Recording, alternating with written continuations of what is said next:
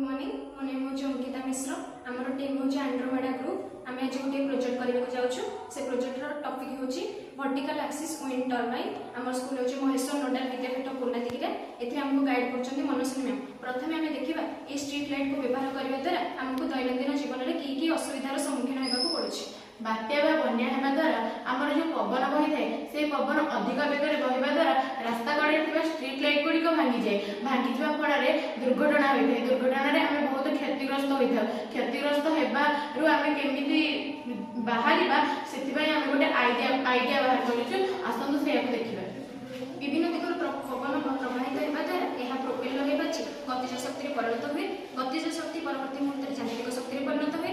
यांत्रिक शक्ति जेनेरेटर द्वारा विद्युत शक्ति परिणत हुए। विद्युत शक्ति को रेक्टिफायर द्वारा बैटेरी बैंक में संचित कर रखा जाए। परवर्ती मुहूर्त में बैटेरी बैंक शक्ति नहीं आम स्ट्रीट लाइट व्यवहार करें जहाँफल आलोक शक्ति को आम व्यवहार करें।